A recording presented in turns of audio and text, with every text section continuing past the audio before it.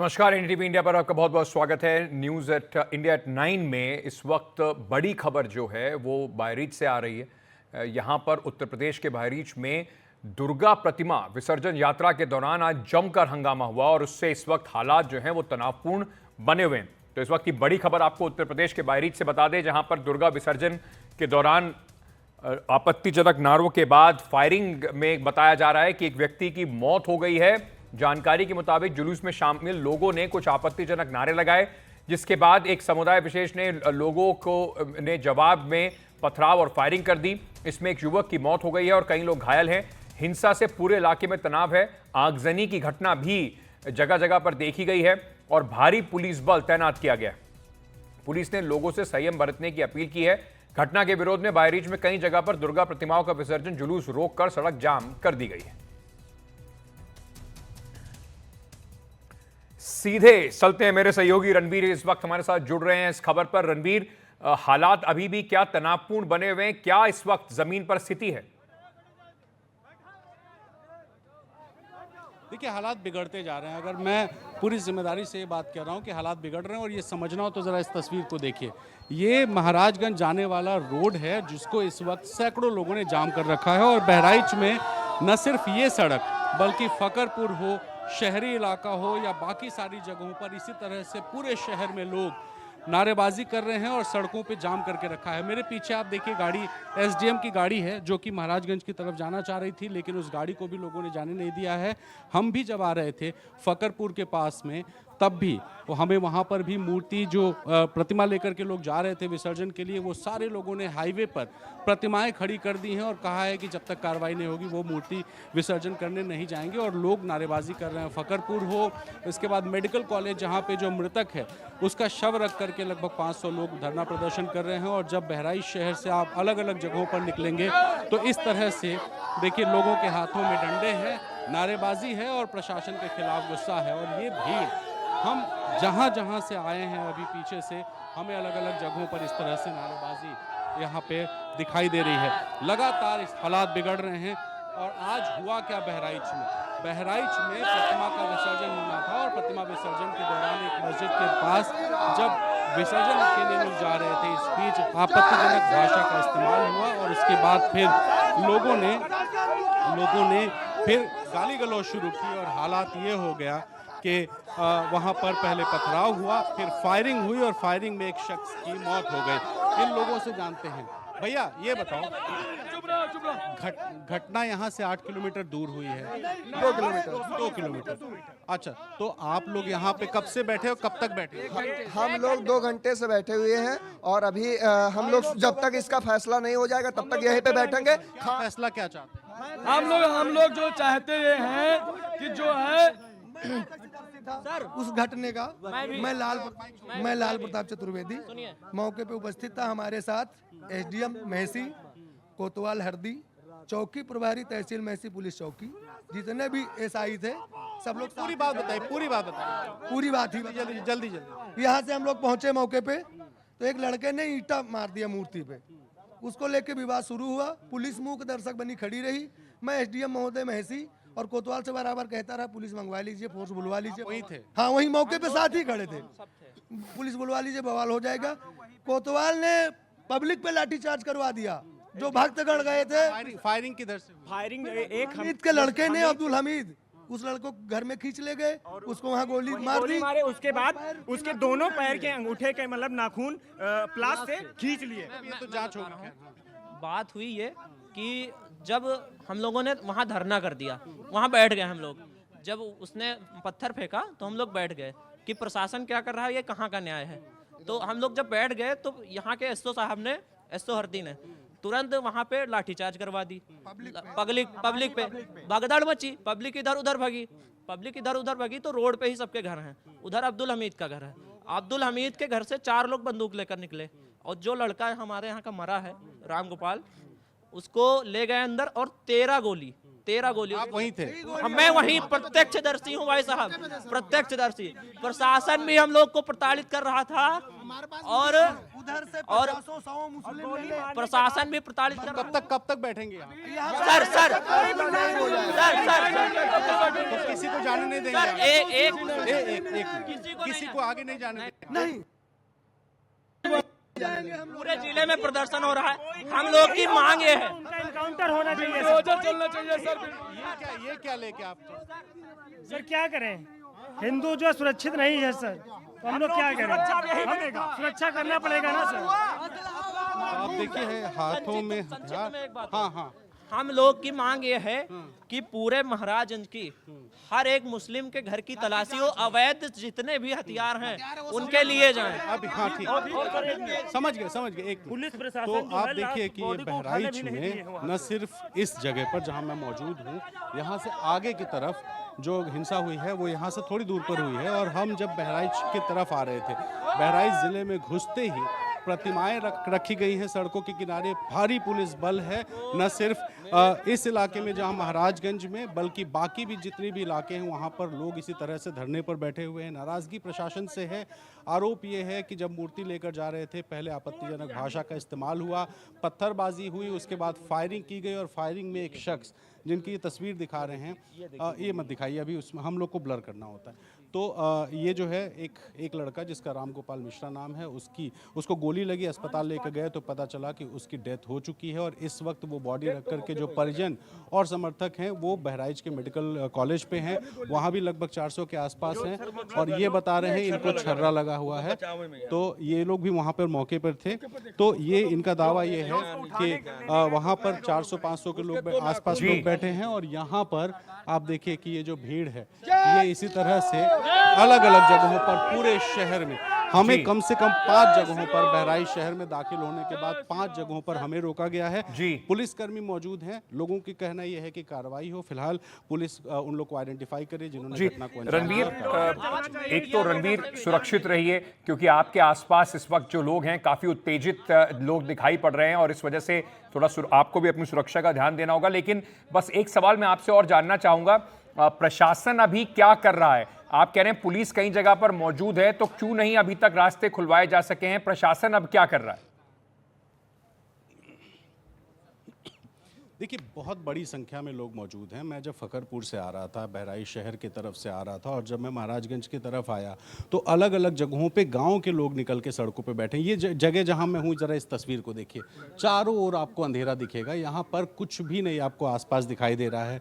और आसपास के जो गाँव के लोग हैं वो सारे गाँव के लोग यहाँ पर सड़कों पर आए हैं। और इसी तरह से पूरे बहराइच शहर में अलग अलग जगहों पर, अलग अलग जगहों से लोग निकल के इस तरह से सड़कों पर आ रहे हैं और आ करके लोग जो है यहाँ पर प्रदर्शन कर रहे हैं। तो एक जगह नहीं बल्कि ऐसी कम से कम 50 जगह होंगी जहाँ छोटे बड़े प्रदर्शन हो रहे हैं और प्रशासन को रोका जा रहा है। मांग ये है कि कार्रवाई हो, मांग ये है कि गिरफ्तारी हो, क्योंकि राम गोपाल मिश्रा की मौत हुई है और इस वजह से हालात बहुत तनावपूर्ण हैं और बहुत संवेदनशील मामला है, 2 गुटों 2 पक्षों का। और इस वजह से जो लोग हैं उनकी कार्रवाई की मांग है। लेकिन प्रशासन फिलहाल पुलिस और पैरामिलिट्री दोनों का इस्तेमाल कर रही है। और जो मौके पर जहाँ घटना हुई है यहाँ से थोड़ा आगे है, जहाँ हम जाने की कोशिश कर रहे थे, तो फिलहाल इन लोगों ने अभी फिलहाल रोक रखा है। वहाँ पर भी भारी पुलिस बल है, पैरामिलिट्री है और रास्ते में भी पुलिसकर्मी हमें भी रोक रहे थे। बहराइच से जब हम आते हैं महाराजगंज की तरफ मुड़ने के लिए, तब भी पुलिस ने हमें कहा कि मत जाइए क्योंकि यहाँ पे प्रदर्शन हो रहा है। तो पुलिस मौजूद है, लोगों को समझाने बुझाने की कोशिश हो रही है। लेकिन फिलहाल कार्रवाई के नाम पर लोग इस तरह से जो सैकड़ों की संख्या में यहाँ पर हैं वो इकट्ठे हैं। तो अलग अलग जगहों पर जो लोग हैं वो सड़कों पर बैठे हुए हैं। तो यहाँ तमाम सारे जो स्थानीय नेता हैं उनको भी कहा जा रहा है कि वो भी लोगों को समझाए, लेकिन फिलहाल लोग मानने के मूड में नजर नहीं आ रहे हैं। जी बहुत बहुत शुक्रिया रणवीर, अपना ध्यान रखिए। इस वक्त हालात संवेदनशील हैं, काफ़ी तनावपूर्ण बने हुए हैं और कोशिश ये की जा रही है पहले हालात को काबू में लिया जाए और उसके बाद पुलिस आगे की कार्रवाई करे। एक व्यक्ति की इसमें मौत भी बताई जा रही है।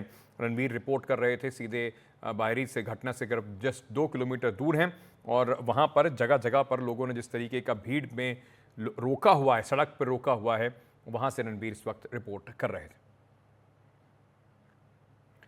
चलिए अब सीधे मुंबई चलते हैं, जहाँ पर मुंबई में एनसीपी अजीत गुट के विधायक बाबा सिद्दीकी का अंतिम संस्कार चल रहा है। उनका जो इस वक्त उनको अपने घर से लेकर जो जनाजा है उनका कब्रिस्तान पहुंचा है, जहां उन्हें सुपुर्द खाक किया जाएगा। कल रात करीब 9:30 बजे 3 शूटर्स ने 6 राउंड फायरिंग कर बांद्रा में उनकी हत्या कर दी थी। इस मामले में अभी तक 4 आरोपियों का पता चला है, जिसमें से 2 को गिरफ्तार कर लिया गया है, जबकि 2 फरार बताए जा रहे हैं। गिरफ्तार आरोपियों की आज मुंबई के किला कोर्ट में पेशी हुई। कोर्ट ने गुरमेल सिंह नाम के आरोपी को 21 अक्टूबर तक रिमांड पर भेज दिया है, जबकि दूसरे आरोपी ने खुद को नाबालिग बताया है, जिसकी उम्र की जांच इस वक्त जो है वो कराई जा रही है। तब तक क्राइम ब्रांच की हिरासत में इसको रखा जाएगा। इस मामले में 2 अन्य आरोपी शिव कुमार और जीशान अख्तर अभी फरार हैं। इस बीच हत्या की जिम्मेदारी सोशल मीडिया के जरिए लॉरेंस बिश्नोई गैंग ने ली है। लॉरेंस बिश्नोई गैंग के गुर्गे ने एक फेसबुक पोस्ट में लिखा है कि सलमान खान और दाऊद की मदद करने वालों को नहीं छोड़ेंगे। साथ ही इसमें लॉरेंस और अनमोल को हैशटैग किया गया है। बाबा सिद्दीकी की हत्या शनिवार रात को उनके विधायक बेटे जीशान के बांद्रा स्थित ऑफिस के सामने बांद्रा ईस्ट में की गई थी। गोलियां उनके सीने और पेट में लगी। बाबा सिद्दीकी 3 बार बांद्रा से विधायक रहे हैं।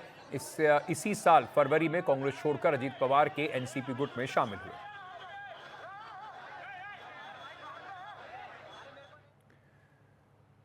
सनसनीखेज मामला है। ना सिर्फ पॉलिटिक्स का अगर देखा जाए, राजनीति से जुड़े हुए रहे बाबा सिद्दीकी, बल्कि बॉलीवुड यानी कि फिल्मी हस्तियों के साथ भी उनकी खासी पैठ थी।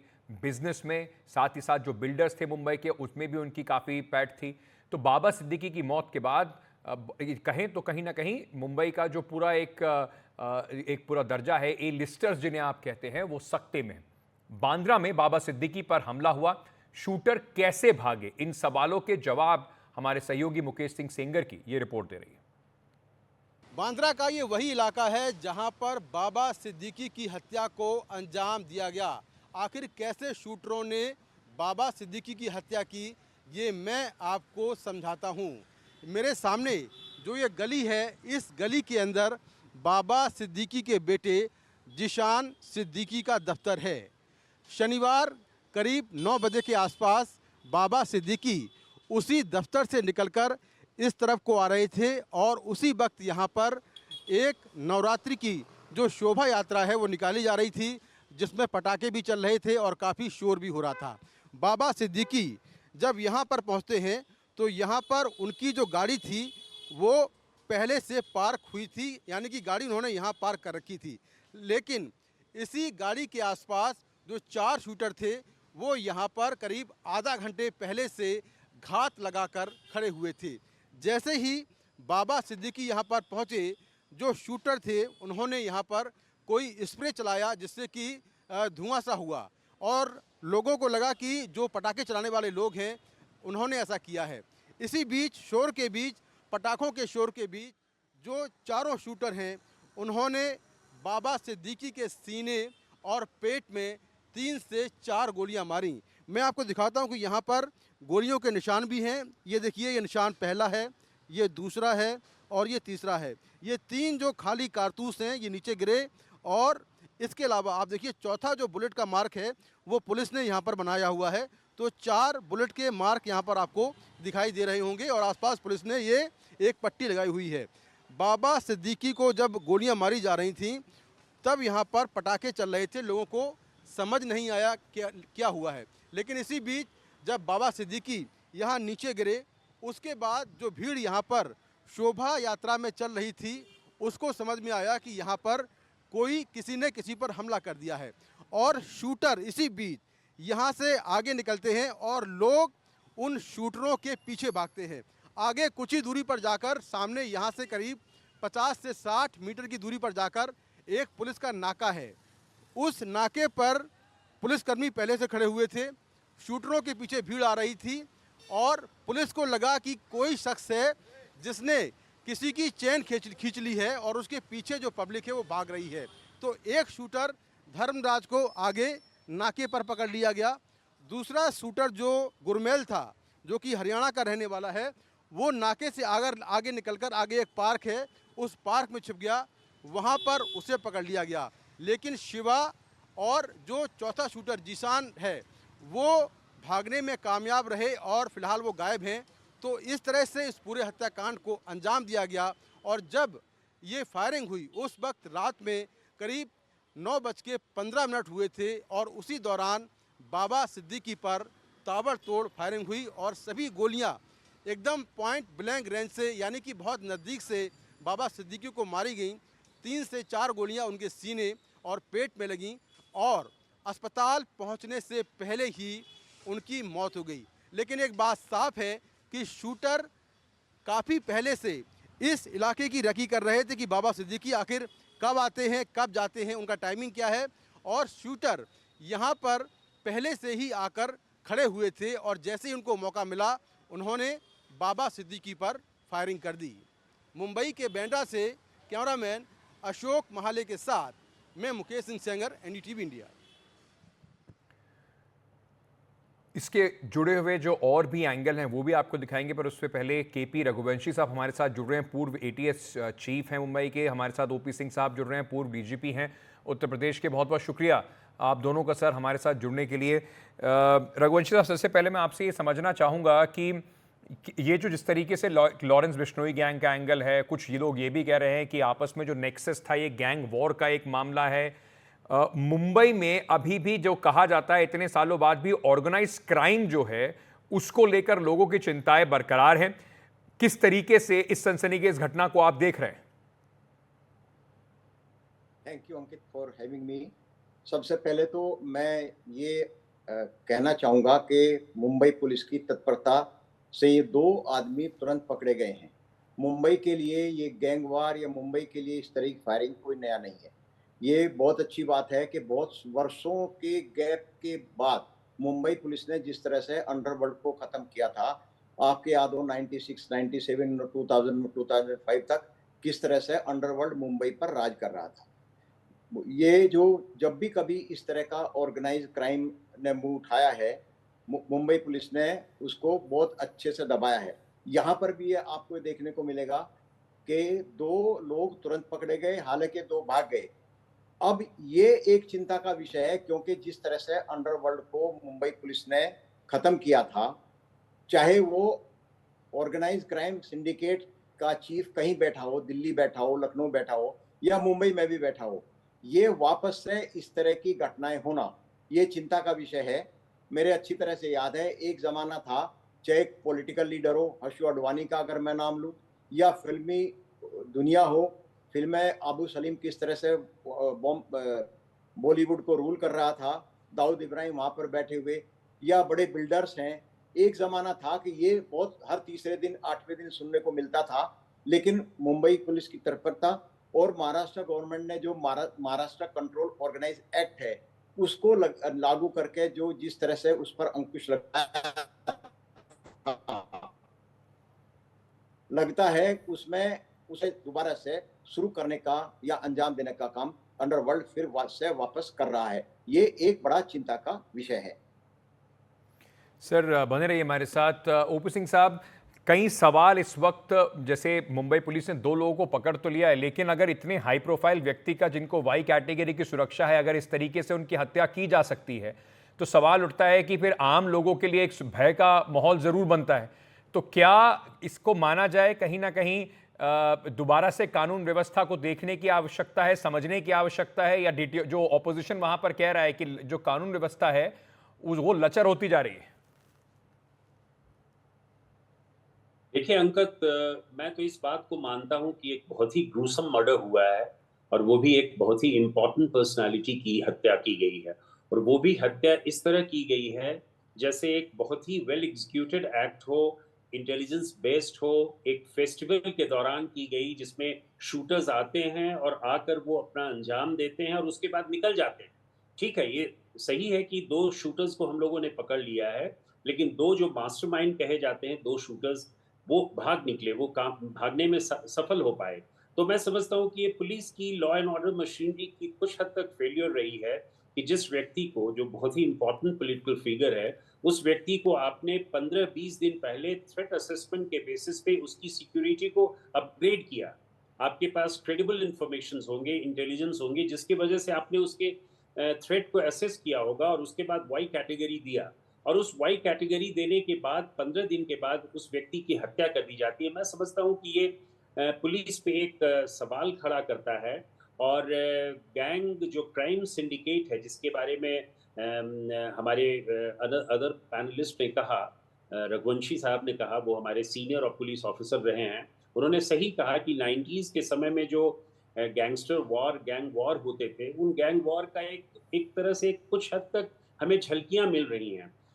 किसी का भी ये हाथ हो, जैसे कहा जा रहा है कि शायद बिश्नोई गैंग का हाथ है, तो बिश्नोई गैंग का हाथ जो है वो कहाँ तक उसका ऑपरेशंस और उसका लिंकेजेस बढ़ रहा है, ये बहुत ही चिंता की सर, इसी पर मैं आपसे जुड़ा हुआ एक और सवाल पूछना चाहूंगा रघुवंशी साहब के पास जाने से पहले।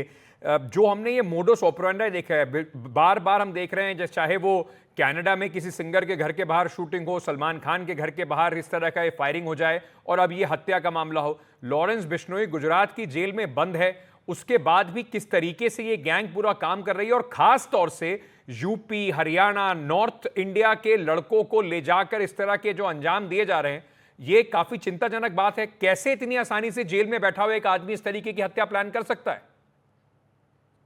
अंकित, बिल्कुल सही आपने कहा, और जिसके बारे में मैंने पहले कहा कि ऑपरेशंस और लिंकेजेस ये जिस तरह बढ़े हैं, ये व्यक्ति बिश्नोई, लॉरेंस बिश्नोई जो है वो साबरमती जेल में बंद है, और जेल से वो ऑपरेट कर रहा है, और वो नॉर्थ इंडिया बेस्ड ऑपरेशन की तरह काम कर रहा है। वो केवल पंजाब और हरियाणा तक ही सीमित नहीं है। पंजाब गोल्डी बरार के सौजन्य से वो कर रहा है, राजस्थान में फ्यूस्टिप जो रोहित गुरारा है उसके तरह कर रहा है, हरियाणा और एनसीआर में वो काला जठेरी गैंग्स के साथ मिलकर कर रहा है। अगर आप सलमान खान के कुछ दिनों पहले फरवरी या मार्च में या अप्रैल में जब उनके घर के ऊपर अटैक हुआ था, उसमें भी देखेंगे कि बिहार के 2 लड़के जो बिल्कुल मामूली थे, जिनका कोई क्रिमिनल हिस्ट्री नहीं था, उसको पकड़ा गया और उन पे शक किया गया। इसी तरह ये जो 4 शूटर्स हैं, उन 4 में जो 2 पकड़े गए हैं, उनका कोई क्रिमिनल हिस्ट्री नहीं है। गुरमैल का क्रिमिनल हिस्ट्री हो, बहुत छोटी सी क्रिमिनल हिस्ट्री है, लेकिन basically they are just non professional और बहुत ही क्रिमिनल माइंडेड नहीं है, फिर भी उन्होंने इस शूट को अंजाम दिया। तो मैं समझता हूँ कि ये चिंता का विषय है, और 90s और अब के जो गैंग वॉर हो रहे हैं, उन गैंग वॉर में जिस तरह इलेक्ट्रॉनिकली जेल से ऑपरेट किया जा रहा है, उनके टेलीफोन कॉल्स हो रहे होंगे, सीसीटीवी का फुटेज हमें मिलेगा बाद में, लेकिन ये सारी चीजों को देखने की जरूरत है, और किस प्रकार ये रीच को और एक्सपेंस बढ़ रहा है जी। तो आपका कहना बिल्कुल सही है कि कोई भी गैंग हो, चाहे वो लॉरेंस का गैंग हो या कोई भी गैंग हो, ये बहुत ही well executed, credible information based, जिसने 25-25, 30-30 दिन रेकी किया, और रेकी करने के बाद एक फेस्टिवल के दिन उसने इस प्रकार का जो एकदम भयभीत नहीं था कि हजार संख्या में लोग उस रोड पे जुलूस निकाल रहे हैं, दुर्गा पूजा का विसर्जन का माहौल है, और उसके बावजूद इस शूट को अंजाम दिया, ये बहुत ही चिंता का विषय है। रघुवंशी साहब, तो क्या माना जाए, क्योंकि एक बार फिर से जैसे अभी खबर ये भी आ रही है, जो लॉरेंस बिश्नोई गैंग है उन्होंने कहा कि अगर सलमान खान और दाऊद इब्राहिम के साथ कोई व्यक्ति दिखेगा, उनके साथ का कोई व्यक्ति होगा, हम उससे बदला लेंगे। तो कितना एक्टिव अभी ये जो अलग अलग गैंग्स हैं, ऑलरेडी मुंबई में इससे पहले ऑर्गेनाइज क्राइम, चाहे वो दाऊद इब्राहिम का गैंग रहा हो, छोटा राजन का गैंग रहा हो, अब एक ये नया सिरदर्द लॉरेंस बिश्नोई गैंग भी वहां पर इतना एक्टिवली काम कर रहा है, तो क्या माना जाए कि मुंबई के अंदर एक बार फिर से एक बड़े लेवल पर पुलिस को ऑपरेशन चलाने की आवश्यकता है? देखिए, मैं ये आपको बता दूं कि अगर इस तरह की ये बड़ी दुखद घटना हुई है, इसमें कोई शक नहीं, और अच्छी बात यह है कि 2 आरोपी पकड़े गए हैं। पूरा का पूरा कॉन्स्पिरेसी क्या है ये सामने भी आ जाने वाला है, लेकिन जेल में बैठ करके गैंगस्टर या बाहुबली का गैंग चलाना और कॉन्ट्रैक्ट किलिंग ऑर्गेनाइज करना, ये बहुत पुराना धंधा है। आपके याद होगा मुंबई में अरुण गोली पहले बैठकर क्या करता था, और बिहार और यूपी में तो ये बाहुबली किस तरह से जेल में रह करके करते थे। अनफॉर्चुनेटली होता क्या है कि जब कभी इस तरह का होता है, जो नॉन क्रिमिनल होते हैं, जैसे ओपी सिंह साहब ने बताया, जो नॉन क्रिमिनल होते हैं उनको तो हम जल्दी से खंगाल लेते हैं, लेकिन जो नए नए लड़के होते हैं वो पैसे के लालच में, प्योरली पैसे के लालच में, इनिशियली 5,000 10,000 रुपए में, जब पहले जो केस हुए हैं, जो पकड़े गए हैं, 5-5 10-10 हजार रुपए लेकर के वो आते थे, एक उनको वेपन दिया जाता था, यहाँ वो मर्डर करते थे और फिर वापस चले जाते थे। ये तो केवल मोबाइल आने के बाद में और उससे ट्रैकिंग होने के बाद में थोड़ा आसान हो गया, और पुलिस मशीनरी ने जो अंडरवर्ल्ड को पूरी तरह से खत्म कर दिया। ये जो सबसे इसमें जो देखने वाली चीज है, जिसमें जो क्रिमिनल जस्टिस सिस्टम का जो सबसे कमजोर पहलू है, वो ये है कि जो करेक्शनल होम है, जिनको हम जेल बोलते हैं, जेल में बैठ करके अगर आदमी आइसोलेट कर दिया जाता है, उसको स्ट्रॉन्ग सेल में रखा जाता है, बाहर के लोगों से कम्युनिकेशन नहीं होता है, तो वो कैसे ऑपरेट कर सकता है? सोचने वाली बात यह है, इसका मतलब यह है कि उसको बाकी सुख सुविधाएं या जो उसकी जरूरत की चीजें हैं वो उसको मुहैया हो रही है, वो बाहर की दुनिया से कांटेक्ट में है, उसके पास जब भी कभी जेल का सर्चेस वगैरह लिए गए हैं, बहुत बार मोबाइल, ड्रग्स और पता नहीं क्या क्या चीजें मिलती हैं। तो और उसमें फिर थोड़ा सा पॉलिटिकल पैट्रोनेज भी इसमें आता है, जिसके कारण से जो हमारे क्रिमिनल जस्टिस सिस्टम का जो एक करेक्शनल होम का जो जिसको हम जेल बोलते हैं, वहां पर बैठ करके ऑपरेट कोई आदमी कर सकता है। इसका मतलब है कि वहां बहुत बड़ी कमजोरी है, उसके ऊपर बहुत ध्यान देने की आवश्यकता है। जहां तक आप मुंबई का मैं आप दोनों से रिक्वेस्ट करूंगा, मेरे साथ बने रहिए सर। मैं थोड़ा सा इस पे और आप लोगों से जानकारी चाहूंगा, लेकिन उससे पहले बाबा सिद्दीकी की हत्या करने वाले जो शूटर्स हैं मुंबई के कुर्ला में, 1 महीने से, जैसे हमारे दोनों मेहमान रघुवंशी साहब और ओपी सिंह साहब बता रहे थे कि काफी लंबी रेकी करने के बाद बिल्कुल एक सोची समझी बिल्कुल एक साजिश रची गई थी। तो 1 महीने से किराए पे वो मुंबई में रह रहे थे। अब जाहिर सी बात है, अगर ये मुंबई आए थे तो इनका काम यही होगा कि रोज जाके देखना कि बाबा सिद्दीकी क्या करते हैं, कैसे आते हैं, कैसे जाते हैं, कितनी सुरक्षा है। कुर्ला से हमारे सहयोगी मुकेश सिंह सेंगर ने ग्राउंड रिपोर्ट भेजी है, पहले आप वो देख लीजिए, फिर उसके बाद वापस चर्चा पे चलते हैं। इस वक्त मैं हूं मुंबई के कुर्ला इलाके में। ये वो इलाका है जहां बाबा सिद्दीकी की हत्या करने वाले शूटर यहां करीब 1 महीने तक किराए पर रहे। मुंबई पुलिस के मुताबिक चारों शूटरों ने यहां पर 14,000 में एक कमरा किराए पर लिया था और उसी एक कमरे में चारों शूटर रह रहे थे। शिवा, धर्मराज, जिशान और गुरमेल, ये चारों शूटर यहाँ पर एक कमरे में किराए पर रह रहे थे और यहीं से वो निकलकर बाबा सिद्दीकी की रेकी करते थे कि बाबा सिद्दीकी कब दफ्तर जाते हैं, कब दफ्तर से वापस लौटते हैं। उनके घर और दफ्तर की रेकी लगातार वो यहाँ से रहकर कर रहे थे। जहाँ पर ये घटना हुई है बांद्रा इलाके में, वहाँ से यहाँ तक की दूरी करीब 8 से 9 किलोमीटर है और चारों शूटर यहाँ से कई बार गए हैं और उन्होंने बाबा सिद्दीकी के घर और दफ्तर की रेकी की है। लॉरेंस बिश्नोई गैंग के जो शूटर हैं वो इसके पहले भी जब सलमान खान पर हमला करने आए थे तो पनवेल इलाके में करीब 1 महीने तक किराए पर रहे थे और रेडी फिल्म की शूटिंग के दौरान भी वो काफ़ी लंबे समय तक मुंबई में रहे थे। हालांकि वो सलमान खान पर हमला करने में सफल नहीं हो पाए थे, लेकिन काफ़ी लंबे समय तक उसके शूटर यहाँ किराए पर रहे हैं तमाम इलाकों में। और ये कुर्ला वो इलाका है जहाँ पर बाबा सिद्दीकी की हत्या करने वाले शूटर किराए पर रहे हैं। तो अभी जो मुंबई पुलिस है वो यहाँ के जो मकान मालिक हैं जहाँ पर वो शूटर किराए पर रहे हैं, उस मकान मालिक से पूछताछ कर रही है। जानकारी ये मिली है कि 2 सितंबर को ही यहाँ पर शूटर आ गए थे। उसके बाद शूटरों को हथियार मुहैया कराए गए, उनको कहाँ पर जाना है वो लोकेशन दी गई और किस तरह से पूरे हत्याकांड को अंजाम देना है, कब हत्या करनी है, कब हमला करना है, ये भी उनको लगातार बताया जा रहा था। और इसको कोऑर्डिनेट कर रहा था जिशान, जो कि पंजाब के जालंधर का रहने वाला है और पटियाला जेल में लंबे समय तक बंद था। ये सभी लोग तमाम अलग अलग जो इनके सिंडिकेट के लोग हैं उनसे बातचीत कर रहे थे और रेकी करने के बाद इस पूरे हत्याकांड को इन लोगों ने अंजाम दिया। मुंबई के कुर्ला इलाके से कैमरा पर्सन अशोक महाले के साथ मैं मुकेश सिंह सेंगर, एनडीटीवी इंडिया। थोड़ा और समझते हैं कि किस तरीके से ये जो इस तरीके के क्रिमिनल लोग हैं वो कैसे ये साजिशें करते हैं। ओपी सिंह साहब, जैसे आप बता रहे थे कि ये एक बहुत वेल एग्जीक्यूटेड ऑपरेशन लगता है, शायद इसी वजह से 1 महीने से लगातार ये लोग वहीं पर रह रहे थे, रेकी कर रहे होंगे, मूवमेंट्स को स्टडी कर रहे होंगे कि इन्हें किस तरीके से हमला करना है। सर, लेकिन एक जो चिंता की बात जिस पे आप पहले भी प्रकाश डाल रहे थे, कैसे बिल्कुल यंग लड़के नॉर्थ इंडिया से, यूपी से या कहीं और से भी, जिनका कोई क्रिमिनल बहुत खास हिस्ट्री नहीं है, ये इतनी आसानी से रिक्रूट कैसे हो जाते हैं? क्योंकि अगर लॉरेंस बिश्नोई जेल के अंदर है तो प्लानिंग के बाद कहीं ना कहीं कोई तो तार ऐसा जुड़ रहा होगा जो इन लोगों को रिक्रूट करके यहां पर भेज रहा है। बताया जा रहा है कि 50-50 हज़ार रुपए इन लोगों को दिए गए थे और उसके लिए किसी की हत्या करने को तैयार हैं। नहीं अंकित, आपने बिल्कुल सही कहा।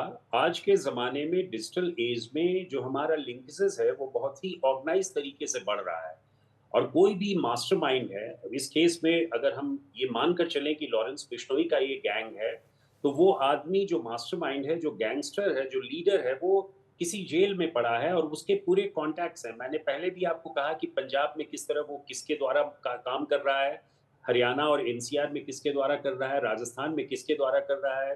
इन सभी चीज़ों का एकमात्र अभिप्राय यही है कि वो बहुत बहुत ही ऑर्गेनाइज सिस्टमैटिक ढंग से वो क्राइम सिंडिकेट को चला रहा है, और उस क्राइम सिंडिकेट में जो भी लोग मिल रहे हैं, जो भी उसके कॉन्टैक्ट में हैं, उन कॉन्टैक्ट्स को, उसमें कोई ज़रूरी नहीं है, चूंकि ये कॉन्ट्रैक्ट किलिंग है, सुपारी की किलिंग है, इसलिए बहुत मैटर ये नहीं करता कि प्रोफेशनल क्रिमिनल्स हैं या हिस्ट्री जिनकी बहुत कुछ नहीं है। आप देखिए कितनी मुकेश सिंह सेंगर की जो रिपोर्ट है, वो रिपोर्ट कम से कम 3-4 सिमिलैरिटीज सलमान खान के घर के ऊपर फायरिंग और इस पर्टिकुलर इंसिडेंट को इंगित करता है।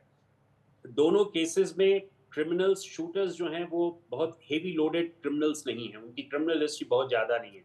दोनों जो हैं मुंबई से बाहर के हैं, कुछ पंजाब के हैं, कुछ उत्तर प्रदेश के हैं और कुछ बिहार के हैं, और उनमें से कुछ पकड़े जाते हैं, कुछ अभी भी भागे हुए हैं, और उन सबों का एक मास्टरमाइंड से लिंक है, और वो लिंक है कि वो रेकी कर रहे हैं, पिछले एक महीने से रेकी कर रहे हैं। उस रेकी करने के माध्यम से 7-8 किलोमीटर दूर वो किसी किराए के कमरे में रह रहे हैं। सो सिमिलैरिटीज बहुत ही सिमिलैरिटीज हैं, और उस सिमिलैरिटीज में आप समझ सकते हैं कि वो मास्टरमाइंड जो है, उसका माइंड किस तरह ज्योग्राफिकल रीच की तरफ बढ़ रहा है। जी करने का तरीका है कि आप 2 लाख, 2.5 लाख, 3 लाख अगर किसी ऐसे नॉन प्रोफेशनल, बहुत ही नौसिखवे टाइप के क्रिमिनल्स को आप दें, उनके लिए बहुत बड़ी चीज है, और उनको केवल अंजाम देना है, एग्जीक्यूट करना है। वो तो हम इसको समझ रहे हैं कि वो हमारे लिए ब्लेसिंग इन डिस्गाइज था कि उस दिन कल की घटना जो हुई है वो भीड़ भाड़ इलाके में हुई है, ताकि वो पकड़ लिए गए। अगर वो शायद सुनसान इलाके में होता तो वो चारों शूटर्स पकड़े भी नहीं जाते। वो तो क्राउड जो है, क्राउड ने उसका कमाल दिखाया, अदरवाइज हमारी लोकल इंटेलिजेंस पूरी तरह फेल कर गई थी। बिल्कुल। 4 शूटर्स जो हैं वो 1 महीने से किसी घर में रह रहे हैं, किसी कमरे में रह रहे हैं, डेली रेकी कर रहे हैं, उसी जगह पे बार बार आ रहे हैं, और लोकल इंटेलिजेंस, LIU, किसी को पता नहीं चला। मैं समझता हूँ कि कहीं ना कहीं चूक हुई है। रघुवंशी साहब, यही सवाल एक बार बार उठ भी रहा है कि अगर 15 दिन पहले उन्होंने कहा कि उन्हें धमकी मिली है, थ्रेट परसेप्शन बढ़ा है, मुंबई पुलिस वाई सिक्योरिटी भी उनको देती है, तो क्या ये चूक हुई? अगर ये इस तरह की रेकी हुई होगी, लगातार वो 1 महीने से वहां पर आ रहे होंगे, जा रहे होंगे, कोशिश कर रहे होंगे, तो इंटेलिजेंस में कहीं आपको लगता है कि चूक हुई? देखिए, अगर कोई भी इवन छोटा जो क्राइम होता है, चाहे वो चेन स्नैचिंग जैसा क्राइम आप ले लीजिए, या घरफोड़ी का जो क्राइम है उसको ले लीजिए, कोई भी क्रिमिनल जो है, सबसे पहले वो कॉस्ट बेनिफिट एनालिसिस करता है कि मैं यहाँ पर जाऊंगा तो मैं यहाँ पर पकड़ा जाऊंगा क्या। तो उसके लिए वो रेकी करना, छोटे से क्राइम से लेकर के, हम लोगों ने ब्लास्ट भी देखे हैं, हर एक केस में रेकिंग तो वो रेकी करना तो बहुत जरूरी हो जाता है, ताकि उनको जो भी इंफॉर्मेशन अपने आप इकट्ठी करनी है, फिजिकली आना है, या इनको इंफॉर्मेशन दी गई है ताकि वो अपना काम करने के बाद में वहां से सुरक्षित निकल सके। तो ये रेकी तो निश्चित रूप से वो 15 दिन पहले, 1 महीने पहले आके क्या गया। लेकिन आप ये भी जानिए कि मुंबई और जो कुर्ला का इलाका है वो किस तरह का इलाका है। मुंबई एक बहुत ही क्राउडेड सिटी है। यहाँ पर आपको झोपड़पट्टी या छोटे छोटे घर, जो लोग बाहर पूरे हिंदुस्तान से लोग यहाँ जॉब करने के लिए आते हैं, छोटे बड़े 2-2 हजार, 3-3 हजार के ऐसे भी हैं कि एक छोटे कमरे में लोग शिफ्ट में रहकर काम करते हैं, शिफ्ट में रहकर रहते हैं, और यहाँ पर मजदूरी करते हैं, अपना पेट भरते हैं और बाहर से चले जाते हैं। तो ऐसे में अगर कोई आकर के यहाँ पर रहता है इतने बड़े शहर में, उसके बारे में जानकारी लेना या जानकारी मिल जाना वो उतना आसान नहीं है कि अगर हम ये कह दें कि ये इंटेलिजेंस फेल्योर है। मैं इसको इंटेलिजेंस फेल्योर का, मैं ओपी सिंह साहब से इस बात से पूरी तरह से सहमत नहीं हूँ, क्योंकि मुंबई जैसी जगह में बाहर से लोग आकर के अपना पेट भरने के लिए एक कमरे में कई महीनों तक रहते हैं और पेट भरते हैं। तो अगर सीधा कोई आदमी सर, 1 सेकंड में आपको यहां पर रोक रहा हूं। एक ब्रेकिंग न्यूज इस वक्त आ रही है। इस हत्याकांड से जुड़ी हुई एक खबर इस वक्त हमारे पास आ रही है। फेसबुक पर जिसको लॉरेंस बिश्नोई गैंग का नुमाइंदा माना जा रहा था, जिसने जिम्मेदारी ली थी इस हत्याकांड की, बाबा सिद्दीकी हत्याकांड की, उसको पुलिस ने गिरफ्तार कर लिया है। ये तीसरी गिरफ्तारी हुई है इस मामले में। 2 शूटर अभी भी फरार हैं, जिसके लिए 15 मुंबई पुलिस की टीम अलग अलग जगहों पर कोशिश कर रही है ढूंढने की। लेकिन बाबा सिद्दीकी मर्डर केस में एक और गिरफ्तारी हुई है, और यह गिरफ्तारी हुई है फेसबुक पर, जिसने पोस्ट लिखकर यह जिम्मेदारी ली थी कि लॉरेंस बिश्नोई गैंग का यह काम है, और यह कहा था कि दाऊद और सलमान खान का जो साथ देगा उसका यही अंजाम होगा। इस तरह की एक बात फेसबुक पर कही गई थी, उसको पुलिस ने गिरफ्तार कर लिया है। यानी कि तीसरी गिरफ्तारी अब इस मामले में हुई है। अब शायद इसके बाद जो है पता चलेगा कि क्या ये व्यक्ति लॉरेंस बिश्नोई गैंग से जुड़ा हुआ है या नहीं है, या इसने ऐसे ही ये बात लिखी थी। अब इन सब चीजों की तहकीकात मुंबई पुलिस इसकी गिरफ्तारी के बाद करेगी। मुझे एक छोटा सा ब्रेक लेना है। आप दोनों का, ओपी सिंह साहब और केपी रघुवंशी साहब, बहुत बहुत शुक्रिया हमारे साथ जुड़ने के लिए। छोटा सा एक ब्रेक लेके वापस आ रहे हैं, बने रहिए हमारे साथ। महाराष्ट्र चुनाव की गहमा गहमी के बीच दशहरे के दिन शनिवार देर रात को मुंबई के बांद्रा इलाके में एनसीपी नेता बाबा सिद्दीकी पर फायरिंग की जानकारी सबसे पहले एनडीटीवी ने दर्शकों को दी। बाबा सिद्दीकी की हत्या कोई आम हत्याकांड नहीं था, और सबसे पहले एनडीटीवी ने बताया कि इसके पीछे लॉरेंस बिश्नोई गैंग हो सकता है, और हत्याकांड का बॉलीवुड कनेक्शन भी हो सकता है। इस मामले में एनडीटीवी इंडिया ने सबसे पहले आपको यह भी जानकारी दी कि बाबा सिद्दीकी को मारने के लिए 2 लाख से ज्यादा की सुपारी दी गई थी। 15 दिन पहले बाबा सिद्दीकी को एक अज्ञात शख्स ने जान से मारने की धमकी दी थी। क्या वक्त रहते इस चेतावनी को गंभीरता से नहीं ली गई, और आज ये हकीकत बन गई। आपने ये खबर सबसे पहले एनडीटीवी पर देखी। एनडीटीवी ने ही सबसे पहले बताया कि बाबा सिद्दीकी पर फायरिंग की घटना के बाद किस तरह से उनके करीबी सलमान खान के गैलेक्सी अपार्टमेंट के बाहर पुलिस सुरक्षा कड़ी कर दी गई, और साथ ही मुख्यमंत्री उप मुख्यमंत्री के बंगले के बाहर भी पुलिस सुरक्षा बढ़ाई गई। एनडीटीवी ने घटना के तुरंत बाद बता दिया था कि बाबा सिद्दीकी हत्याकांड मामले के 3 में से 2 आरोपी उत्तर प्रदेश के रहने वाले हैं, और ये उत्तर प्रदेश के बहराइच जिले के गंडारा गांव में रहने वाले हैं। और उसी गंडारा गांव में मैं उस आरोपी के घर में मौजूद हूं, जो आरोपी इस वक्त पुलिस के गिरफ्त से बाहर है।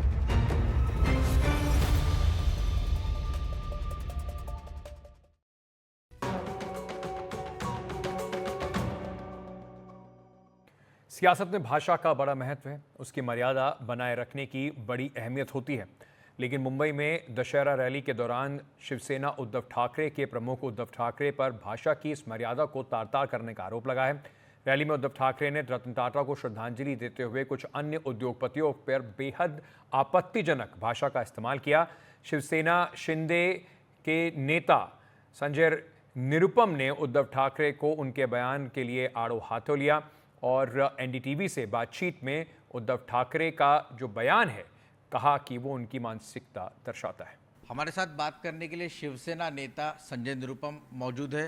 सर, कल उद्धव ठाकरे ने दशहरा रैली के मौके पर भाषण किया, कई मुद्दे उपस्थित किए, यहाँ तक कि उन्होंने रतन टाटा का जिस तरह से निधन हुआ है उस पर दुख भी व्यक्त किया। लेकिन उसी दौरान एक उद्योगपति का नाम ना लेते हुए इशारों में वो क्यों नहीं चले जाते, इस तरह की बात कह दिए। इस तरह के व्यक्तिगत हमले क्या आपको लगता है इस राजनीति में ठीक है? ठीक मतलब बहुत ही शर्मनाक है। एक पार्टी का प्रमुख अपनी पब्लिक मीटिंग में अपने कार्यकर्ताओं के सामने इस प्रकार की इच्छा व्यक्त कर रहा है कि रतन टाटा जी की मृत्यु हुई तो हमको बहुत बुरा लगा, लेकिन जिन्होंने मुंबई का सॉल्ट पैन लेक ले लिया, मीठा घर ले लिया, वो क्यों नहीं मर जाते, इसका हमको तकलीफ हो रही है, ये कह रहे हैं ना भाई। और वो सॉल्ट पैन लेने वाले कौन? गौतम अदानी साहब। अब किसी भी उद्योगपति या किसी व्यक्ति के मरने की कामना करना, ये एक नीचता की श्रेणी में आता है, यह इंसानियत के सारे दायरे से बाहर है। तो क्या राजनीतिक विरोध के चक्कर में उद्धव ठाकरे जी ने अपनी पूरी मनुष्यता छोड़ दी है क्या? क्या वो अब इंसान भी नहीं रह गए हैं क्या? धारावी का जो विकास है वो बिल्कुल अलग विषय है और उस विषय के ऊपर हमारा साफ साफ कहना है कि वहां पे लगभग 2 लाख के आसपास जो रहिवासी हैं, चाहे वो वैध हो या अवैध हो, सबको अच्छा घर, उनके सपनों का घर मिलने जा रहा है। 20 साल से धारावी के पुनर्विकास की योजना बन रही थी, आज तक लागू नहीं हुई। पूरे देश को, पूरे महाराष्ट्र को, पूरे मुंबई को एकनाथराव शिंदे जी की सरकार को धन्यवाद देना चाहिए कि आखिरकार वर्षों से एशिया की सबसे बड़ी झोपड़पट्टी में जो नारकीय जिंदगी जी रहे हैं लोग, उनको एक अपना अच्छा घर, अच्छा परिसर, अच्छा वातावरण देने का कार्यक्रम शुरू हो गया है।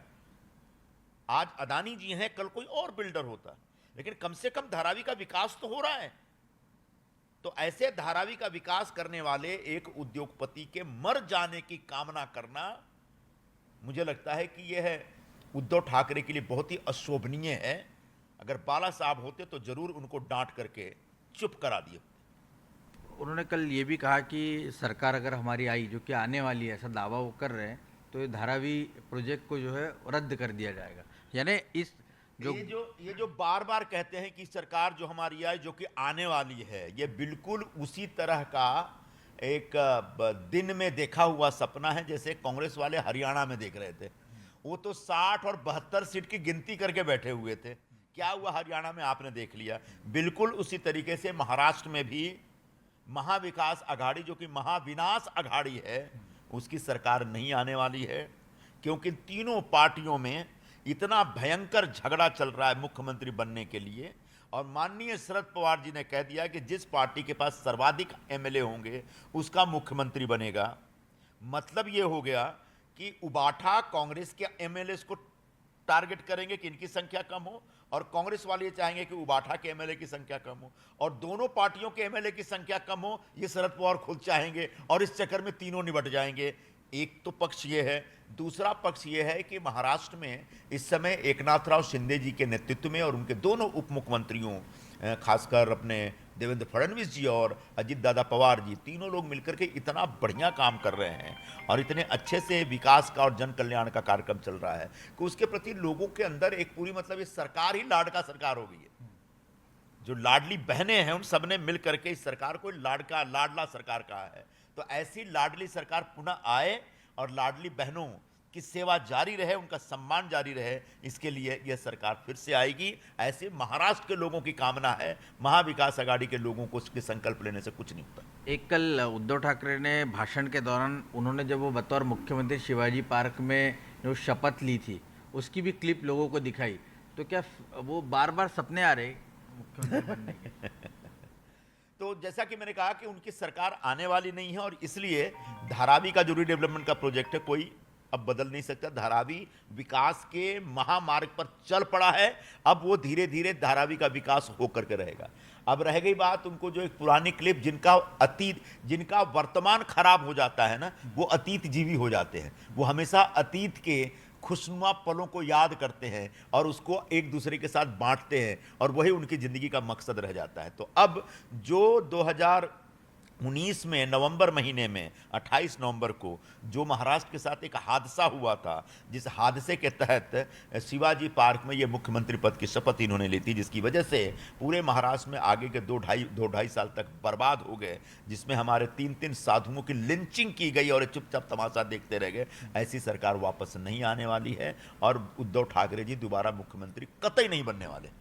शुक्रिया बात करने के लिए। तो उद्धव ठाकरे ने मुख्य तौर पर बहुत ही संवेदनशील रहते हुए इतने बड़े व्यक्ति पर किस तरह से बयानबाजी करनी चाहिए, ये सलाह जो है वो संजय निरुपम ने उनको दी, और बहुत ही खेदजनक ये बयान जो है उद्धव ठाकरे का रहा है, ये संजय निरुपम ने साफ किया है। कैमरा पर्सन प्रवीण के साथ रौनक कुकड़े, एनडीटीवी इंडिया के लिए। वहीं बीजेपी नेता और महाराष्ट्र विधानसभा के स्पीकर राहुल नावरेकर ने कहा है कि उद्धव ठाकरे ने जो कहा वो समाज को पसंद नहीं आएगा। उद्धव ठाकरे ने भाषण किया जिसमें उन्होंने रतन टाटा के जाने का दुख जताया, लेकिन उद्योगपति का नाम ले गए बगैर ये भी कहा कि कुछ लोग यहाँ पर मीठा घर हथियाने की कोशिश कर रहे हैं, इनके जाने से अच्छा वो चले जाते। ये इस तरह से पर्सनल इस तरह से अटैक करना है, ये तो हर व्यक्ति अपने समझ के हिसाब से और अपनी कुवत के हिसाब से बात करता है। जिनकी समझ है ऐसी बात करना जिनको ठीक लगता है वो ऐसी बात करते हैं, लेकिन समाज के लिए अच्छी बात नहीं है, लोगों को ये पसंद नहीं आएगा। नहीं, लेकिन उद्धव ठाकरे जैसे बड़े व्यक्ति ने इस तरह से सार्वजनिक मंच से अगर किसी के खिलाफ गुस्सा भी हो, इस तरह की बातें रखना कि ये जल्दी दुनिया से चले जाए। हर एक व्यक्ति ने अपने आचार और विचार का आकलन खुद करना चाहिए। अच्छा, दूसरा कल जिस तरह से बाबा सिद्दीकी सीनियर नेता की हत्या कर दी जाती है, क्या लग रहा है आपको, क्या आपका इस पूरे को एपिसोड को कैसे देख रहे हैं आप?